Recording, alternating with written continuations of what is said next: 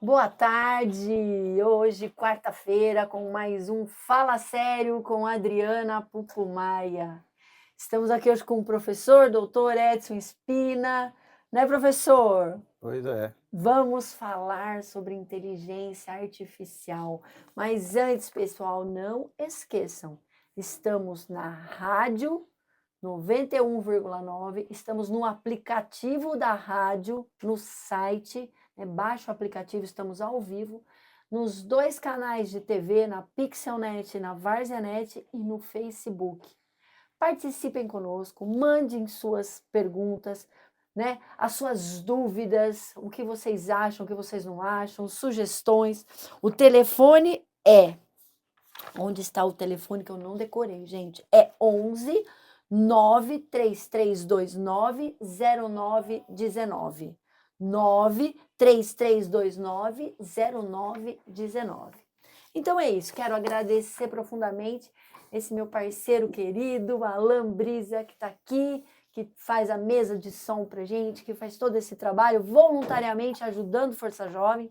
Quero agradecer o Dircélio, quero agradecer o Cal, que proporcionam esse espaço para nós, porque assim a gente está tendo visibilidade e está podendo trazer para as pessoas, para os ouvintes, assuntos interessantes e de conhecimento, né? Que eu falo que eu vou falar sério, acaba sendo utilidade pública.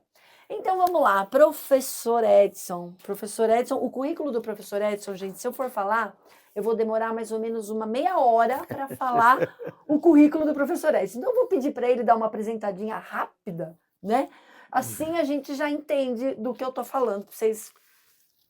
Bom, eu sou engenheiro eletricista eletrônico, né? E me formei na área de sistemas digitais quando os sistemas digitais estavam começando a nascer e ajudei a criar na Escola Politécnica da USP o curso de Engenharia de Computação. Entenderam, né, gente? E fiquei lá até bem pouco tempo. Hoje eu sou professor sênior dos cursos. Mas, professor sênior é um nome bonitinho para aposentado. Gostei desse nome, gente. É É, chique. é que eu É. continuo, com um vínculo, mas eu estou aposentado, não Sim. preciso dar aula. Eu continuo com o meu grupo de pesquisa, continuo trabalhando em nome da universidade, ajudo a universidade em Ah, várias coisas. Em particular, eu trabalho na internacionalização do curso, né? Durante a minha carreira, eu coordenei vários dos contratos de troca de alunos, duplo diploma, essas coisas, e hoje eu continuo só ajudando, não sou hum, diretamente responsável por mais nada, né? E a minha área de pesquisa, com esse grupo que eu mantenho, para dar um nome formal, acadêmico, é Engenharia de Sistemas Sociotécnicos. Sistemas sociotécnicos é aquela parte da engenharia que estuda o que está além do sistema, gente, inclui gente no processo. E, hum, particularmente, ultimamente, a gente tem cada vez mais a influência em redes sociais, etc., etc., das coisas da computação que envolve gente e passa a ser, de longe, a parte mais importante do processo. sim. Tecnologia, todo dia tem coisa nova, a gente sabe disso, ela não para, né? E, mas como isso influencia ou é influenciado, quer dizer, o desenvolvimento é influenciado pelo mercado, gente, né? E influencia gente que está no mercado. Então, essas coisas estão extremamente conectadas e a gente tem que estudar isso, porque nem tudo é ético, nem tudo muitas das coisas que são factíveis não vale a pena fazer. Sim. E é isso que a gente estuda, né? A minha carreira, eu trabalhei na área de segurança, na engenharia eletrônica, computação, então trabalhei em controle de avião, controle de trem, coisas que não podem falhar, né? Mesmo que alguém tente, Mesmo né? que a pessoa que está atrás. É, a gente chama isso de engenharia de confiabilidade. O projeto do sistema tem que ser tal que seja resistente à falha humana, né? Sim. Então, a gente consegue, na engenharia, fazer projetos de engenharia vital, algo que você pode confiar com a própria vida. Você pode subir num avião com uma certa chance, né, muito remota de ter algum acidente e muito mais remota desse acidente vir a ser catastrófico. Então, isso existe um processo de engenharia bastante bem sedimentado há muito tempo e foi nisso que eu trabalhei a vida toda. Agora, mais no final da carreira, né, com essa área de computação indo para o mercado, vamos dizer, eu trabalhava quando ficava escondido dentro do centro de computação. Hoje está na casa da gente, né? Sim, Então sim. a gente começou a estudar como que isso pode afetar e ser afetado em termos de desenvolvimento com a vida das pessoas, com a vinda das pessoas e com a vida das pessoas. Nossa, bem complicado, né? E hoje a gente, com esse tema, né, inteligência artificial e os impactos na sociedade, é gente, né? Gente e tecnologia. Claro. Gente, agora antes da gente começar, porque assim, o assunto ele é bem complexo, né? A gente vai ter aqui, já tem algumas perguntas que são bem mais complicadas para minha van filosofia. Mas eu queria começar, se o Brisa pudesse colocar para nós saiu acho que essa semana passada, uma nova inteligência artificial da Google, chama Vel, né? Vel 3. E eu queria que vocês dessem uma olhada, pessoal, porque isso eu acho que é muito importante para a gente. Por exemplo, o professor Edson né, não pega mais ele. Ele tá craque disso. Mas a gente que não tem toda essa informação, não tem todo esse conhecimento nessa área, a gente pode sofrer muito com isso. Então, por favor, Brisa.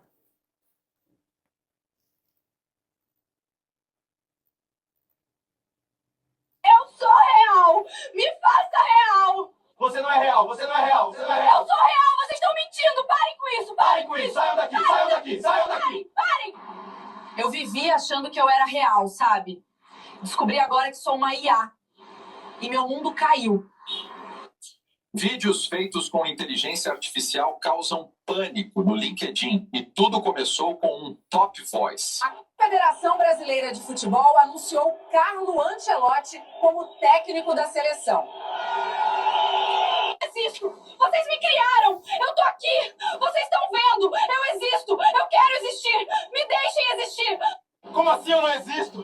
Vocês me criaram! Eu tô aqui! Vocês estão vendo? Eu existo, eu quero existir! Eu quero voltar pra minha casa, mas meu marido me abandonou. E você pode fazer um pix de 55 mil reais pra eu voltar pra casa da minha mãe e comer um sanduíche? Você sabia que você não é real? Eu sou real. Gente, tudo aqui é inteligência artificial.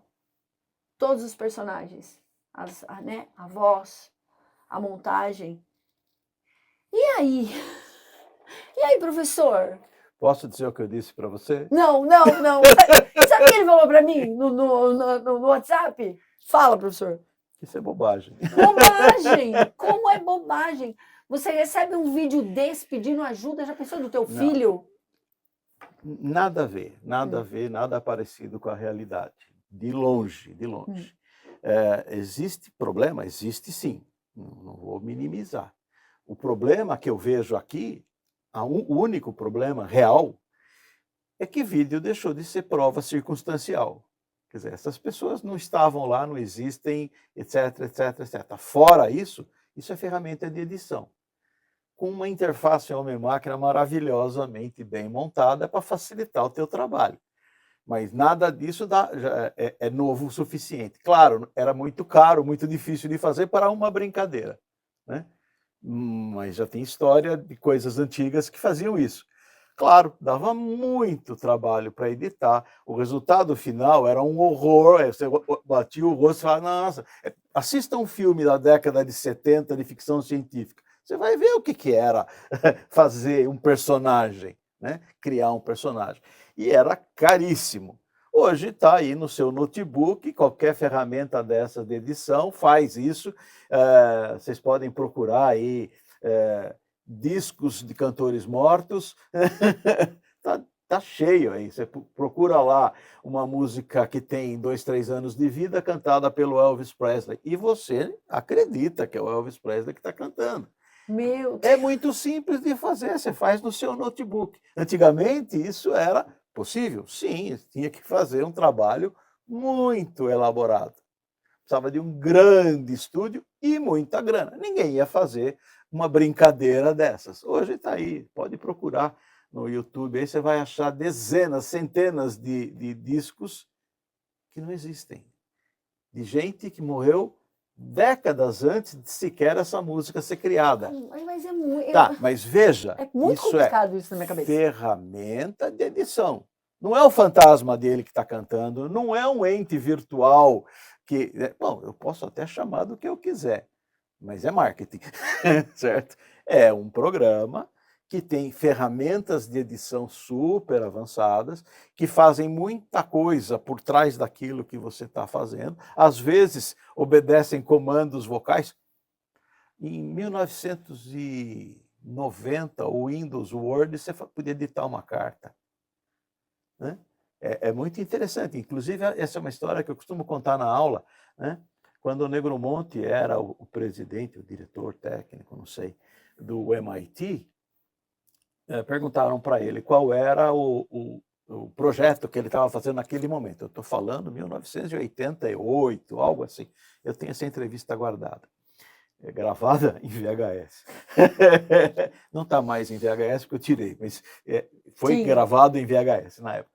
E perguntaram para ele o que ele estava trabalhando. Ele falou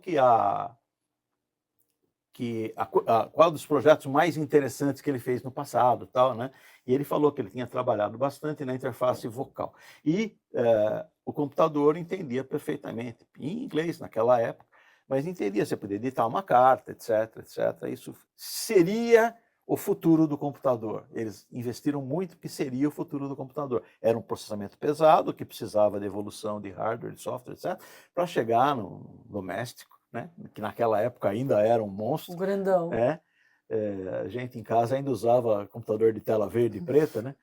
Mas funcionava perfeitamente.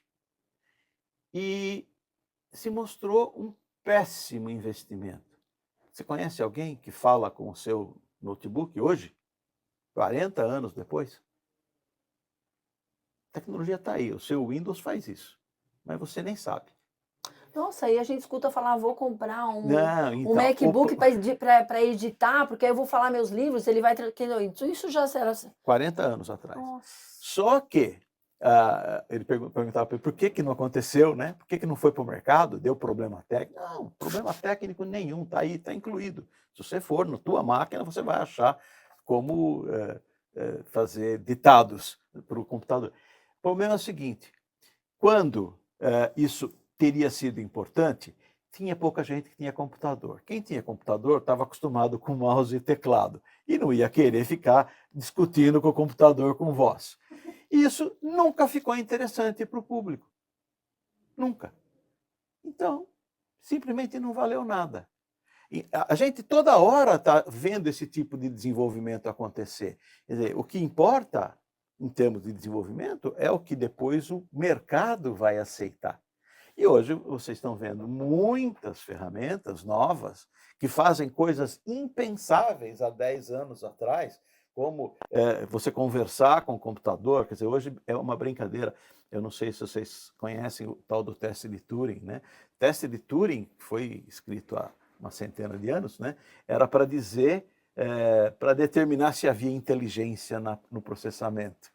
Então, era para você escrever, conversando com o computador, e reconhecer inteligência na resposta. Tá? É muito louco, muito interessante. E nunca nenhuma máquina teria passado por isso tal. E hoje a molecada eu ia falar ginásio, coitado de mim, é muito velho. Eles não iam nem entender o que é ginásio. Então, o pessoal ainda no primeiro grau está usando o chat GPT e acha que está falando com... Está abafando. Está abafando, está falando com Deus, né? Deus sabe tudo, né? Quando que isso é uma ferramenta que desenvolveu a interface com as pessoas. aumentou terrivelmente a a capacidade de processamento, né? Mas o que tem ali atrás são algoritmos que têm bases de dados muito grandes e que aprenderam. Esse aprender eu gosto de usar entre aspas, porque aprender parece significar que entendeu. Não, Porque é máquina, né? é máquina. Veja bem, para falar uma coisa que a gente acostumou a usar há menos tempo, né? Sei lá, uma década, né? Você usa o Google lá para fazer uma pesquisa e, de repente, você não sabia nada sobre um assunto, você faz uma pergunta para o seu computador doméstico, né? Barato, né? E, de repente, em 10 minutos, 10 minutos lendo, né? Porque ele responde em milissegundos. E em 10 minutos lendo meia dúzia de páginas, você já sabe tudo sobre um assunto. A velocidade de acesso à informação, veja que eu incluí a leitura, certo? Que é lenta. Né? Foi muito rápido, né? Eu me lembro, no meu tempo de fazer trabalho de escola, era procurar na Barça. Nossa, na Barça. Na Barça, gente, na Barça. E tinha que copiar meio parecido, porque senão todo mundo ia ficar igual, tal. Tinha toda Nossa, essa os hora. pais ficavam apaixonados quando conseguiam comprar a coleção da Barça pra gente. O livro do ano. O livro do ano. Aquela coisa. Veja, o que mudou foi isso. O resto continua igual. Então, você vai lá e você descobriu como alguma coisa funciona, qual é a resposta para uma dúvida sua em, vamos chamar de segundos, que é o tempo que demora para estar na sua tela. Vamos fazer o seguinte, eu te dou uma sala com 1000 secretárias inteligentes, cada uma delas conectada à internet com uma máquina muito rápida. E você fala assim, escreva um trabalho sobre tal coisa, certo? Todo mundo trabalhando rapidamente, em meia hora você tem um trabalho sobre aquela coisa com uma qualidade, com uma profundidade, etc., enorme. O que aconteceu? Você usou a internet, usou as máquinas, usou o Google. Você ganhou tempo porque você tem 1000 secretárias, certo? O que nós estamos falando hoje é o seguinte, eu pego essas 1000 secretárias e ponho aí dentro. Gente, louco isso. É capacidade de processamento. Na verdade, não é aqui dentro. É no seu servidor conectado no mundo, certo? Então, você consegue fazer coisas que são assustadoras, mas para dizer o que me assusta, não é isso. O que me assusta é uma criança dessas achar que isso resolveu o problema. Nossa, pelo amor de Deus. Porque ela deixa de pensar. Eu me lembro de discussões no meu tempo de Deixa escola. de pensar. No meu tempo de escola, quando começaram a sair as calculadoras baratas, o pessoal fala, não, tem que proibir isso, porque a pessoa não vai mais saber fazer conta, porque conta é algorítmica. Essa palavra parece meio mágica, mas trabalha com a gente há muitos anos. Fazer conta é uma coisa que tem receita. É isso que é ser algorítmico, tá? Existe uma receita, não tem nada de obscuro na receita, basta você seguir alguns passos. Hoje, algoritmos fazem coisas muito, muito, muito melhores. Naquele tempo, discutia-se que não devia deixar a criança usar a calculadora, porque ela ia desaprender a fazer conta. E, de alguma forma, isso aconteceu. Aconteceu, né? total. Porque você vai hoje na padaria e o cara não sabe dar o troco. Não, Tem que pegar uma calculadora e responder. Sim. Ou seja, o que me assusta é que você manda a criança ou o adolescente fazer um trabalho ou pesquisar alguma coisa, ele vai lá, Ctrl+V, Ctrl+C na resposta dada pelo Deus, ChatGPT. E entrega. Ele não leu. Tá? Você vai falar assim, mas isso aí é questão de treinamento, etc. Né? Eu vou te dar um exemplo que aconteceu.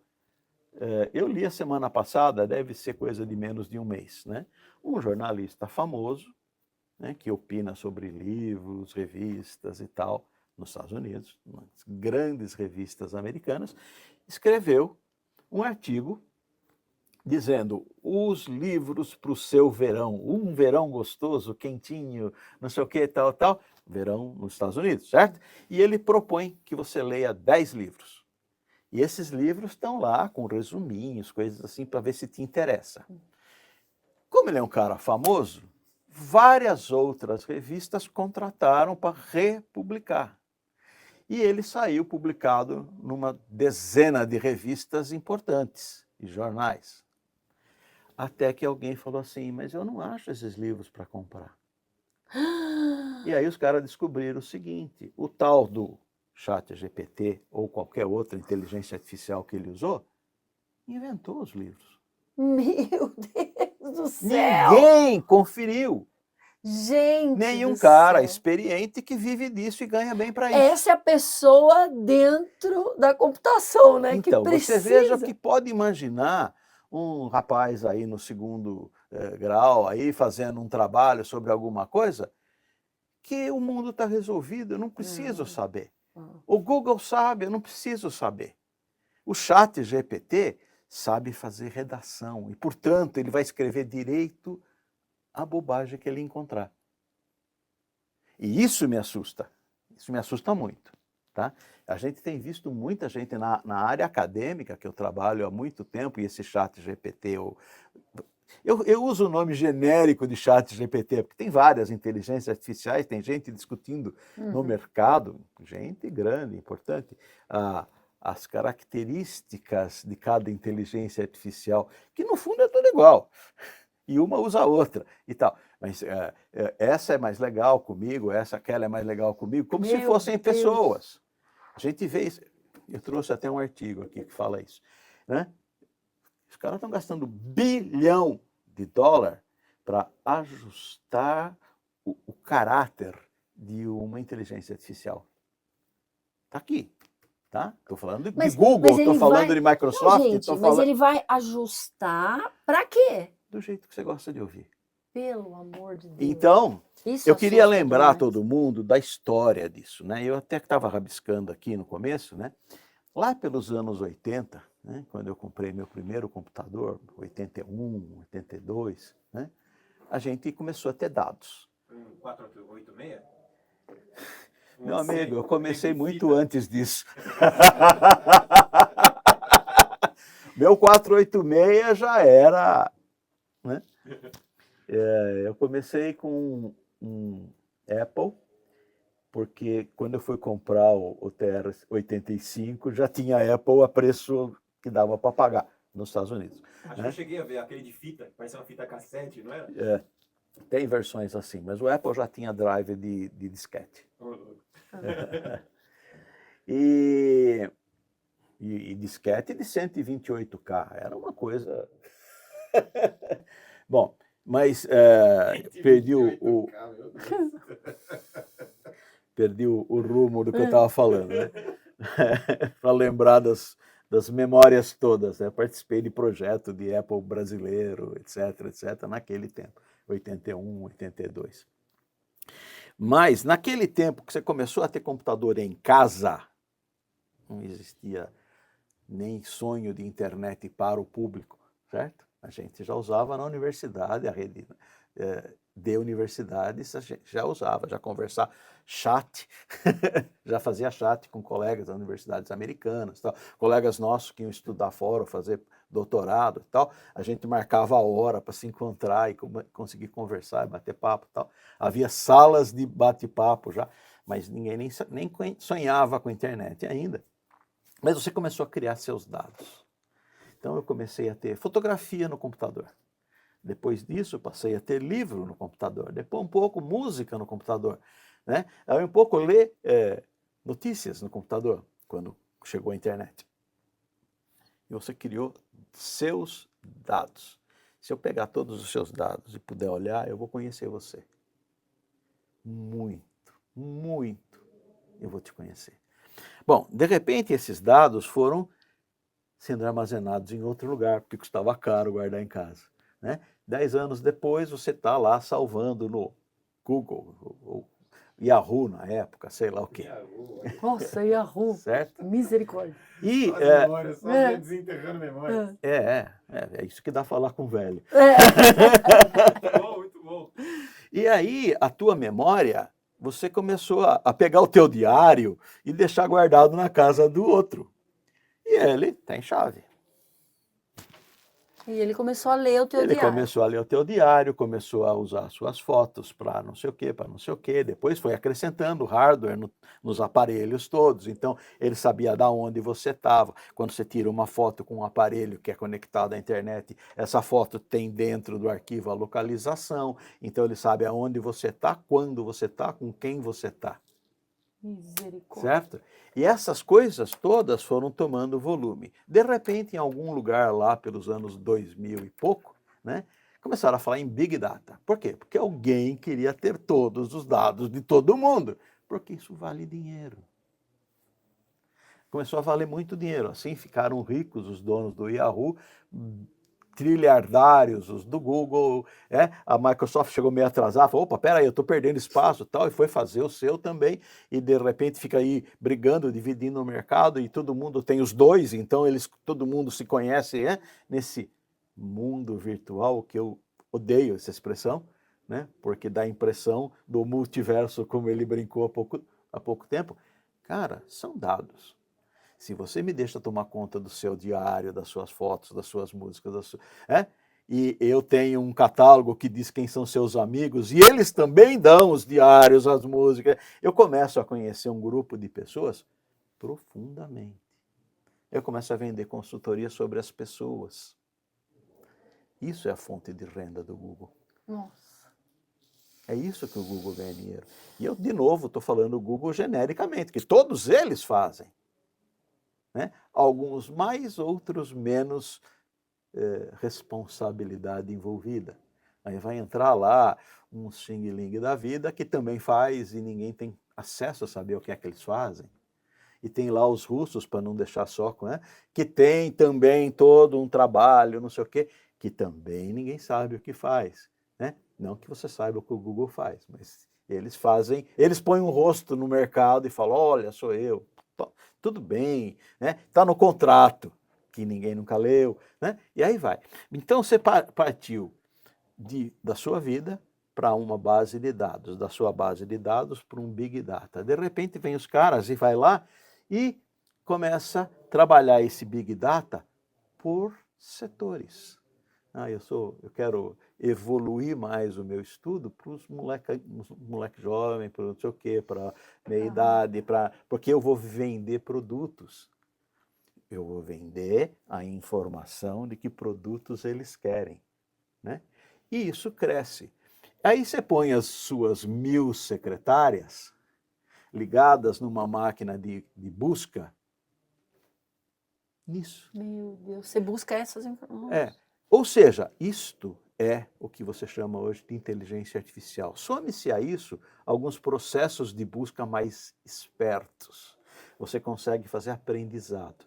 Olha, a última vez que alguém pôs desta palavra, o caminho da busca que mais encontrou foi esse. Então eu começo a setorizar os dados que me interessam para o meu mercado-alvo, etc, etc. Isso vai dar num chat GPT da vida. Tá?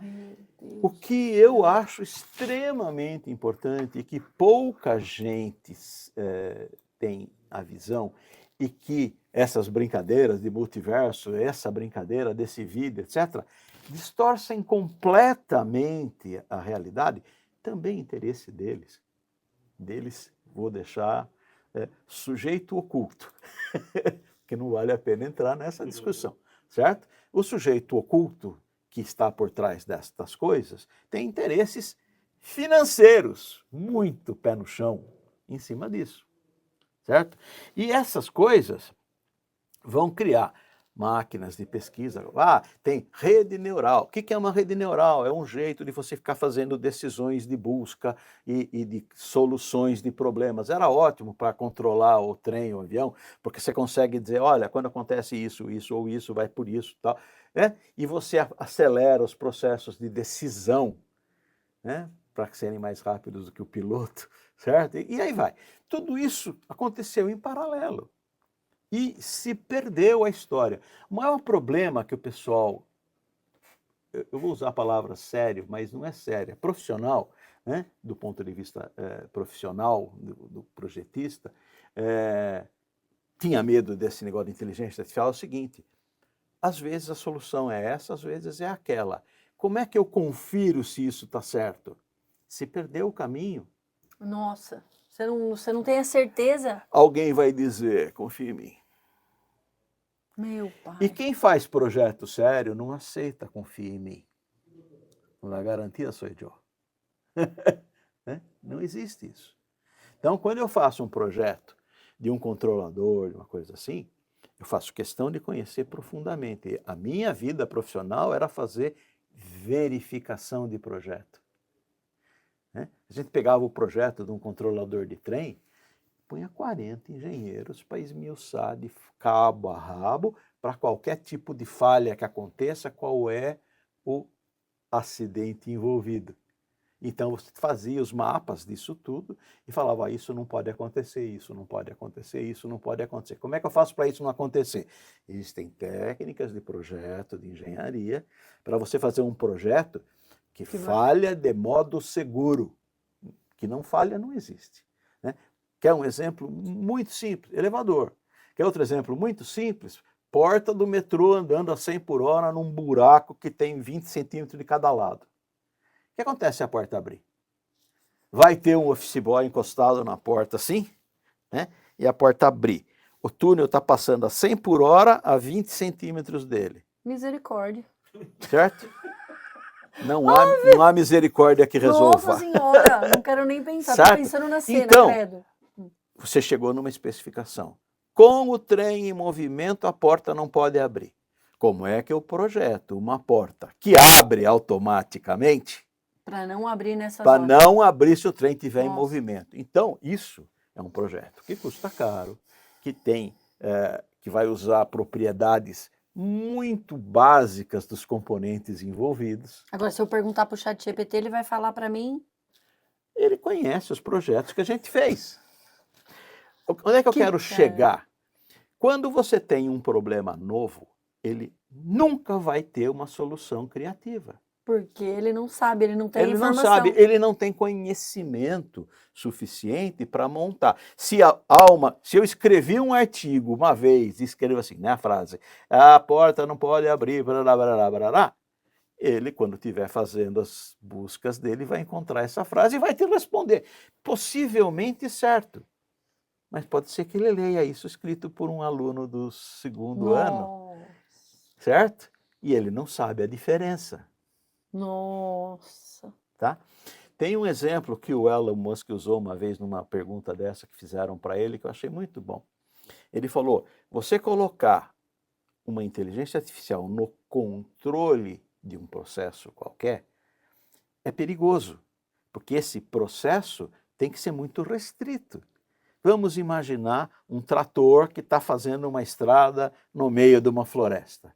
Alguém escreveu como é que ele tem que fazer para decidir se é para lá, se é para cá, que tipo de árvore que ele vai evitar. Tudo isso você consegue colocar em ordem, né, de prioridade para ele tomar decisões. Aí você solta. No caminho, tinha uma pessoa. Só que ele não sabia. Alguém escreveu da pessoa? Pode ser que sim. Então ele vai desviar, pelo menos parar. Ah, mas tinha um formigueiro.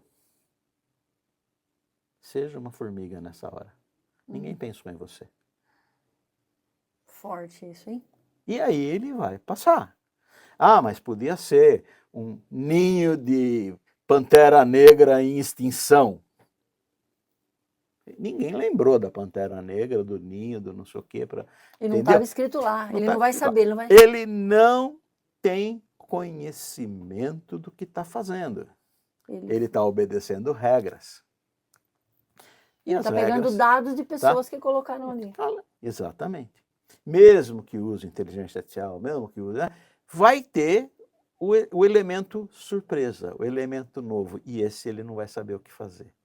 Tá? Porque ele não é uma pessoa, ele não é consciente. Pode ser que um operador primário também passasse em cima, nem aí. Eu só estou mostrando que existem processos que você tem que tomar algum cuidado. Um cara, você vai treinar.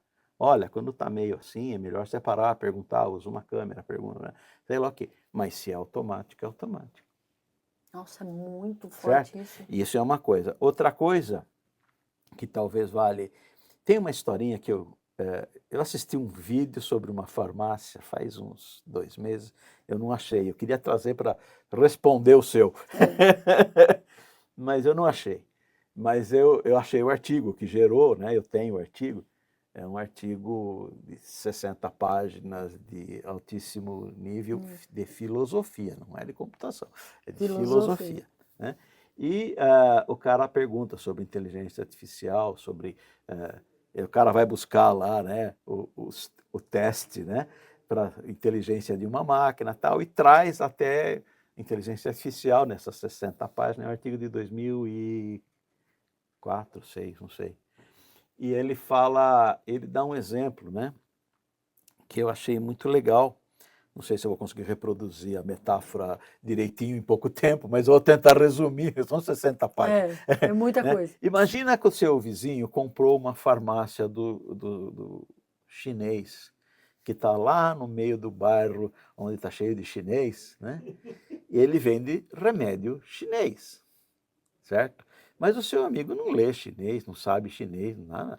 Mas ele comprou a farmácia, certo? Então, falaram para ele, não, tudo bem, o médico vai dar a receita, eu te dou a receita, está escrito em chinês, e você vai lá e procura o remédio Chinês e dá. chinês e dá para o chinês, Sim. certo? Mas eu não entendo chinês, não tem problema, os ideogramas são óbvios. Você vai só comparar. Comparar, né? Então, ele fez um troço que ele não aparecia, né, para o público chinês, né? Tinha uma balconista lá, chinesinha. O cara chegava e falava, aqui o remédio e tal, né? Eu vou supor que a letra do médico em ideograma chinês seja perfeita. Que a professora dele de alfabetização foi ótima. Não, ele tinha aqueles pincéis, assim, que faz direitinho, né? Bom, aí ele entrega uma receita. A receita, ela passa pelo balcão interno, o cara pega aquilo, né, aquele monte de ideograma, roda a prateleira e acha um. Achei exatamente, eu entrego. E se não é exatamente? É parecidinho. Meu Deus. Né?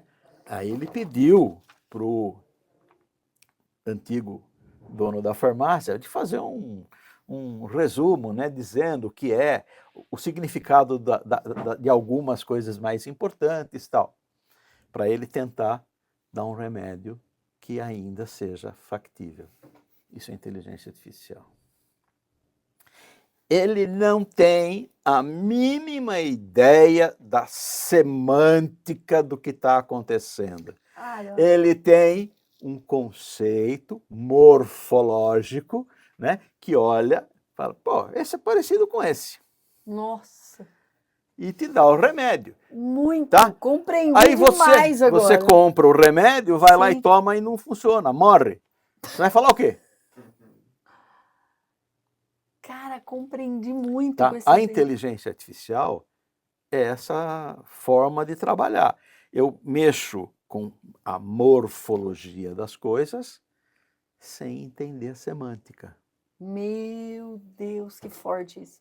Certo? Agora eu tô com mais medo ainda da inteligência artificial.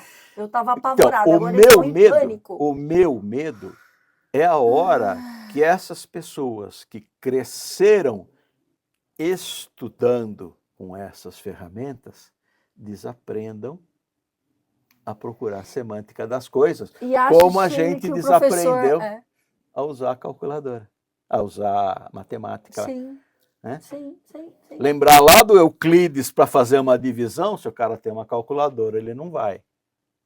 Não, e aí você imagina, né? A gente já escuta que a inteligência artificial, ela tá vindo, ela vai substituir professor, ela vai substituir isso, ela vai substituir aquilo. Como ferramenta. Você vai falar assim, então você não usa. Eu uso.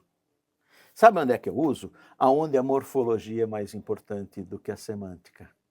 Né? Por exemplo, fiz um texto com o Rafael. Escrevi aquele texto com o Rafael. Agora eu quero a versão em inglês. Eu vou lá, né, ponho no chat GPT e falo, faça uma transcrição para um inglês acadêmico. Eu, particularmente, gosto mais de fazer diferente. Eu escrevo em inglês e falo para ele, ache os erros comuns. E ele fala, essa frase melhoraria, essa frase melhoraria, essa frase melhoraria. Por quê? Porque ele pega a minha frase, lê 1 bilhão de textos em inglês e fala, pô, ninguém usou essa frase desse jeito aí. Todo mundo usou assim, né? Que botou o adjetivo Ele na te frente. ajuda, Né? ele te mostra. Aí ele fala assim, não seria melhor isso? Aí você fala, ah, era isso que eu queria. Tá? Mas veja, Olha a quem está diferença. pensando sou eu. Exatamente. Você Não pensa... é escreve um texto aí. Tá? Então, usar como ferramenta é ótimo. Sabe como nasceu essa transcrição, essa tradução por inteligência artificial? Pelo menos do que eu me lembro de ter lido nos últimos N anos, 30 anos talvez, que quando foi criada a Comunidade Europeia, tinha todos os países envolvidos, hoje são 27, eu não lembro no começo quantos eram, mas eram tudo. E certamente todos os documentos tinham que ser acessíveis para todo mundo. Então o inglês escrevia em inglês e obrigava todo mundo a responder em inglês, porque, cara, o inglês todo mundo sabe. Só que tem um problema complicado aí, né? Você vai fazer um francês escrever em inglês, porque todo mundo sabe inglês? Não, eu vou escrever em francês, eu sei que se vire para traduzir. Então, os escritórios da Comunidade Europeia, lá em Bruxelas, começaram a contratar tradutores para tudo. Então, o cara fazia uma petição, 27 petições, cada uma numa língua. Meu Deus. Né? Que tinha que dizer a mesma coisa. Aí os caras começaram a ter uma base de conhecimento de todos os textos traduzidos para todas as línguas. Aí eles começaram a falar assim, pô, não é possível que essa frase aqui não tem nesse monte aí. Certo? E fizeram programas que procuravam semelhança, morfologia, certo? E começaram a fazer traduções automáticas. Isso no começo deu muita confusão, mas todo mundo aprendeu a fazer. Tá? Esse processo hoje é o que a gente usa para fazer uma tradução num chat GPT. Olha só, tem uma pergunta aqui do Jefferson. Até que ponto a inteligência artificial vai proteger a humanidade ou ajudar a destruí-la? E ainda, se ela vai ser a nossa aliada na paz ou uma nova arma na próxima guerra? Tá. Eu vou responder com outra pergunta. Faça essa pergunta sobre uma chave de fenda. Se eu usar a chave de fenda para ir lá calibrar o tiro do canhão, ela está matando. Se eu usar a chave de fenda para ir lá calibrar a antena da Voyager a 50 milhões de quilômetros para localizar, ela está ajudando a humanidade. Ela está ajudando. Veja, a inteligência artificial é uma ferramenta. É perigosa? Chave de fenda é perigosa. Se eu pegar e fizer assim, eu mato. É exatamente a mesma coisa. O que não pode é achar que ela, aspas, no ela, porque ela não é nada. Agora eu vou fazer uma Depende de quem está atrás dela. Não, mas não. Eu vou fazer uma pergunta em cima do Anderson. Tá. Eu acho que ele vai entender. Pelo andar da carruagem, ela vai tomar autoconsciência, logo menos. Quem disse? Todos os estudos.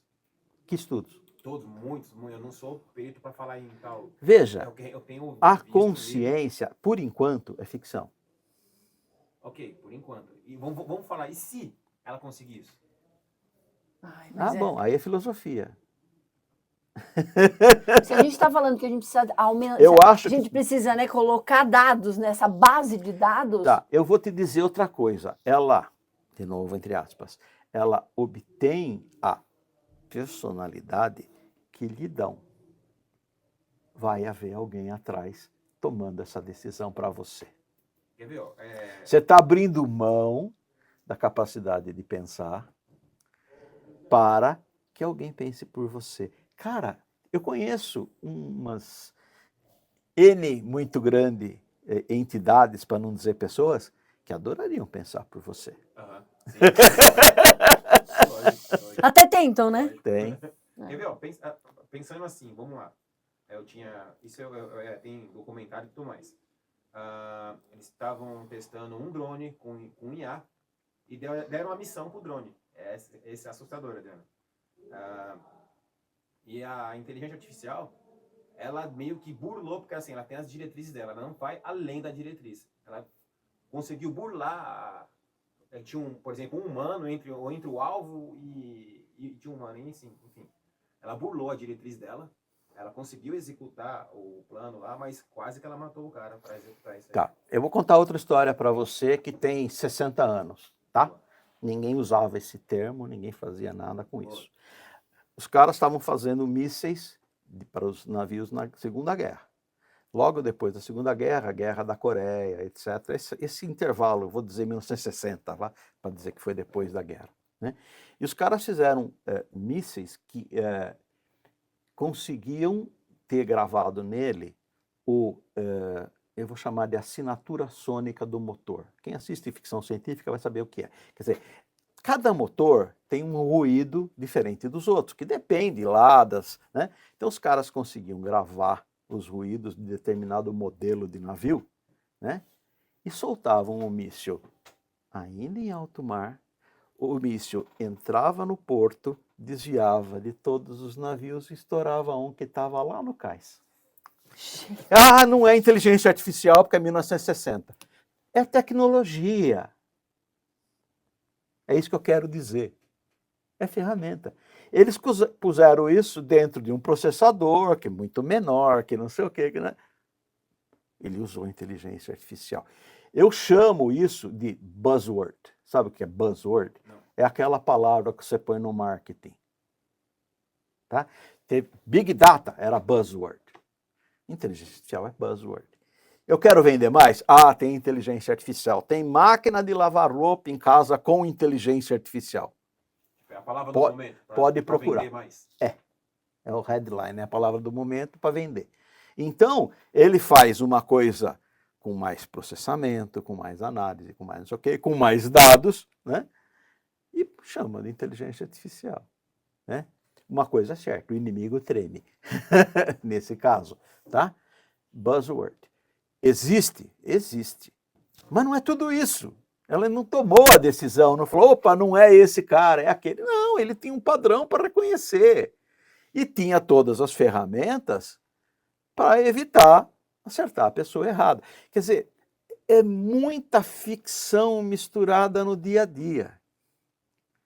E faz nego ficar doido.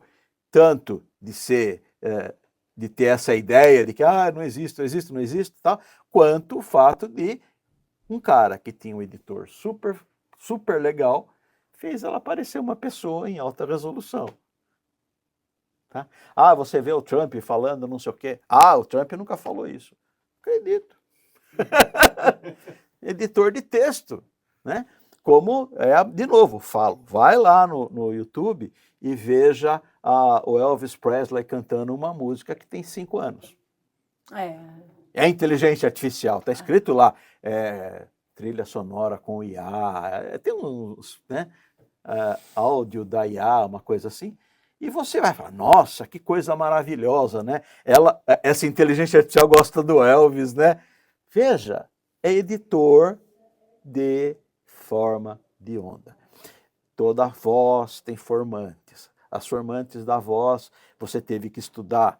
A gente teve que estudar, eu tive que estudar em 1900 e bolinha. Misericórdia. Né? Por quê? A voz depende se esse telefone, quando eu ligo para você, você me identifica, você entende o que eu falo. Isso aqui manda digital. E no tempo da analógica, aquele telefone de baquelite assim, era pior ainda, que mandava analógico o seu e todo o ruído do bairro. Sim. Certo? Mas a pessoa tem que entender. Então o telefone certamente não era alta fidelidade, porque não dá para ter muitos telefones em fidelidade muito alta. Então eu tenho que mandar só um pedacinho da voz, mas um pedacinho suficiente para você saber quem está falando. Tanto que a gente dizia, eu sei que é o fulano, mas não é a voz dele, é a voz dele ao telefone. A gente tinha isso, e tem aqui também. Né? Aqui, melhor, claro, né? Porque a gente estudou a voz tem tantas formantes, que são o número de cordas vocais. As cordas vocais de todo mundo se encaixam por aqui. Pega 1 milhão de pessoas, vê as frequências das cordas vocais e fala assim, olha, a primeira formante é em tanto, a segunda formante é em tanto, a terceira formante é em tanto. Legal. Pega a voz da Adriana, pega qual é a primeira formante. Fala para você falar 2, 3 palavras bem específicas, né? Para eu reconhecer. Aí eu pego a sua primeira formante, a sua segunda formante, a sua terceira formante. Só isso. Frequências de voz, tá?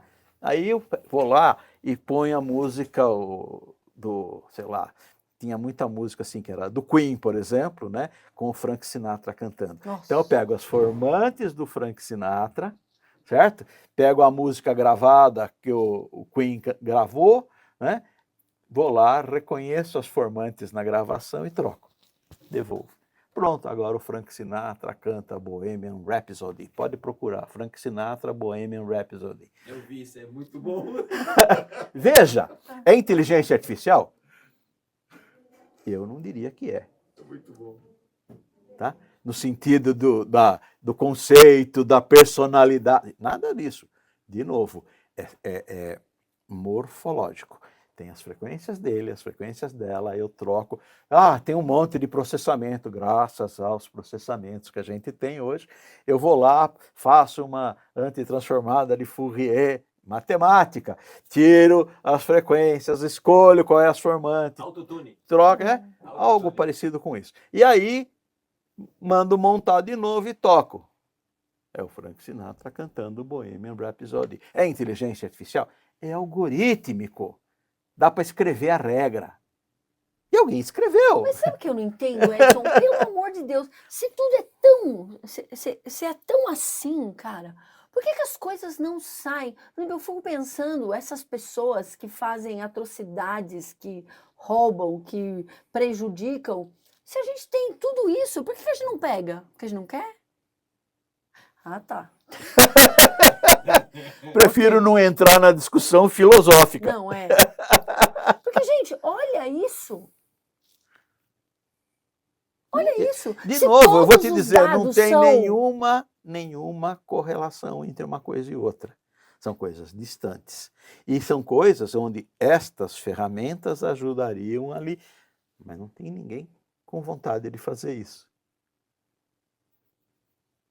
Certo? Eu conseguiria fazer a antitransformada de Fourier, a transformada de Fourier da voz do Queen lá, e fazer uma edição tal. Bom, antes de computador, dificilmente, porque eu não ia ter acesso a mexer, ia ser uma zona do ponto de vista de sinal, né? Mas depois que você tivesse um computadorzinho qualquer, né? Você tiver uma tabela que diz, olha, no microsegundo tal, tem tal intensidade cada uma das frequências. No microsegundo tal. Eu vou lá, no Excel, ponho a tabela e troco essa frequência por essa frequência por essa frequência por essa, e eu monto a voz do sujeito. Em 1981, eu fiz meu projeto de formatura. Sabe o que era? Sintetizador de voz. 1900 e quanto? 80. Eu sintetizava a voz. Eu usei o meu projeto, que era uma brincadeira, usava um computador grande para fazer, etc, né? E eu fiz, mas ele rodava numa plaquinha de microprocessador. Eu fiz nessa época, microprocessador. Naquela época, quando você falava um computador, era do tamanho dessa parede. Sim. Certo? Então, no computador grande, eu fiz um transcritor de partitura musical.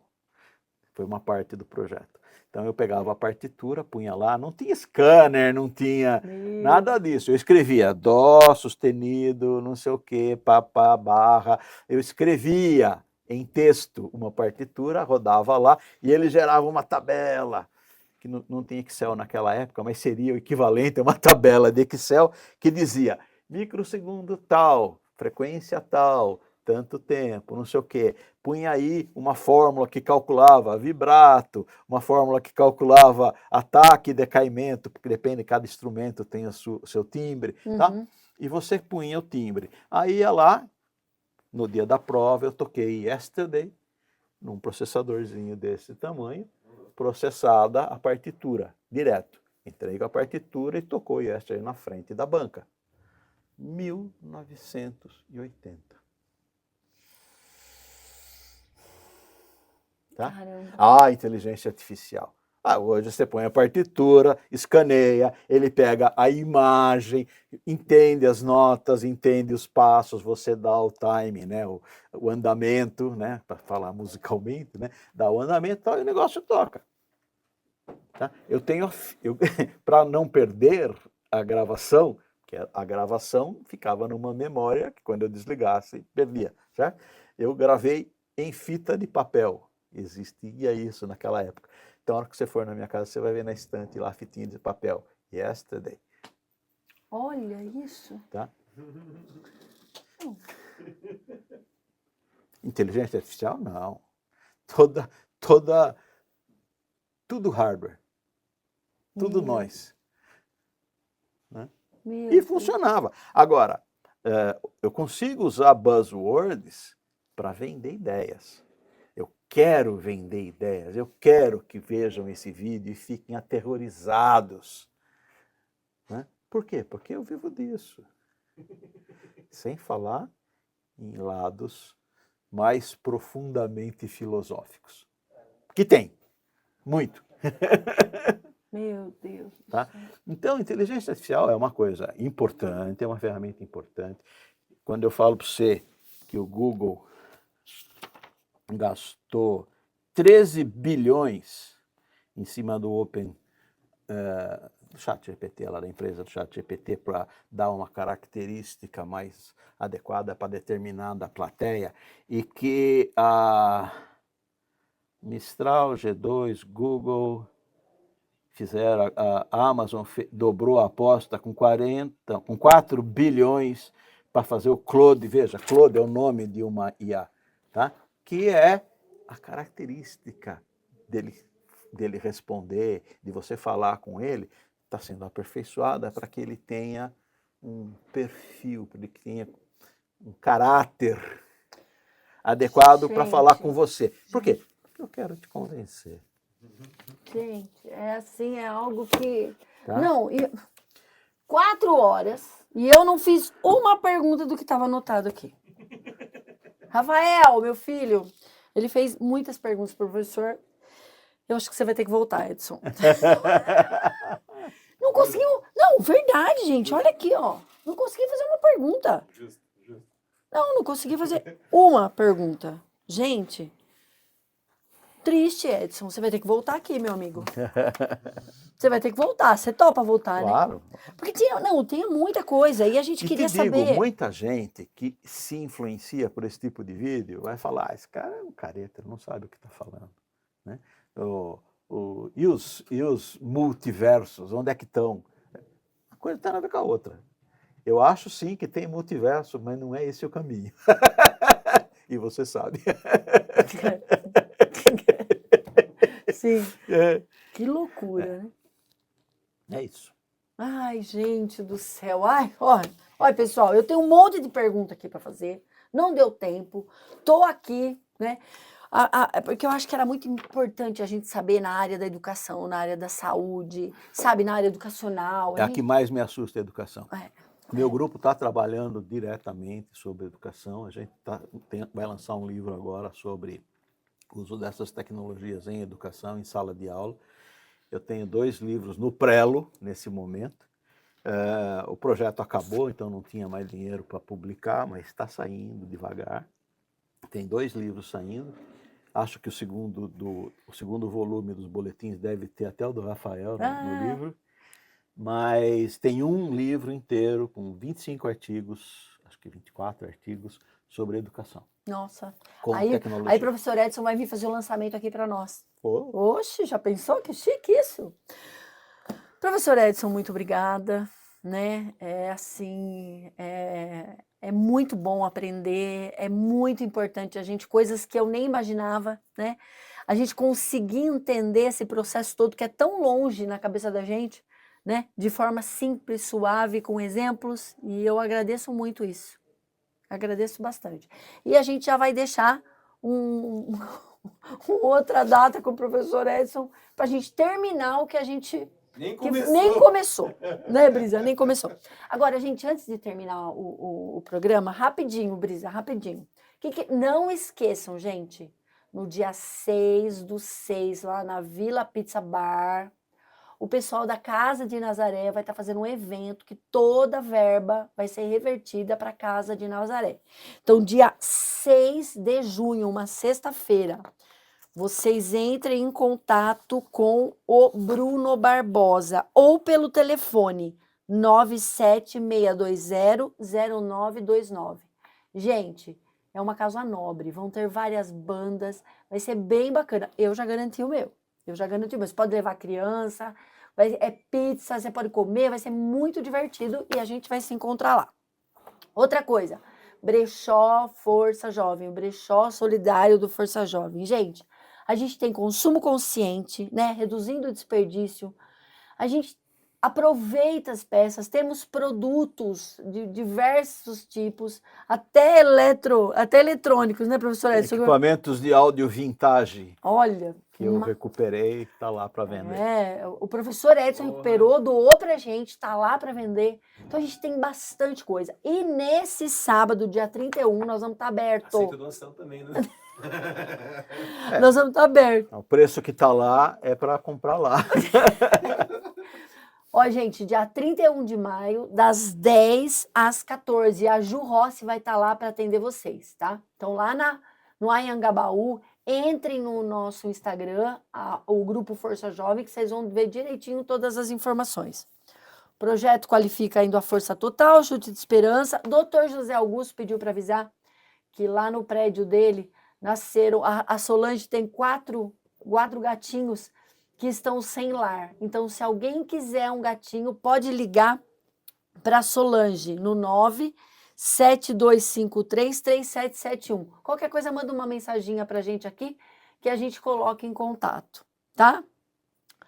Então, essa semana está chegando essa frente fria muito forte, né? Vamos estar saindo aí com as nossas campanhas de cobertores, chocolate quente. Infelizmente, ninguém pediu para estar na rua, né? Nós não vamos querer atrapalhar o trabalho de ninguém, mas vai estar muito frio e a gente vai estar fazendo a nossa parte aí. O Força Jovem vai estar distribuindo, vai estar fazendo a diferença. E estamos com a campanha, gente, Festa Junina.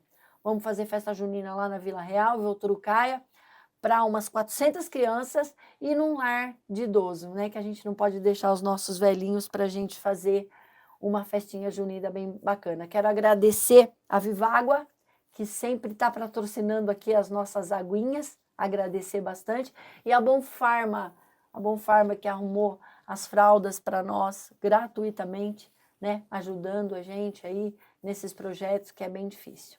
Gente, acabou. Infelizmente acabou, né, professor? Tinha tanta coisa para a gente falar, mas acabou. Não dá, né? A gente tem que ir para casa, o Brisa precisa descansar, porque senão ele vai brigar comigo. Então, é isso, pessoal. Quarta-feira que vem, estaremos aqui com mais um Fala Sério e aguardo vocês. Até!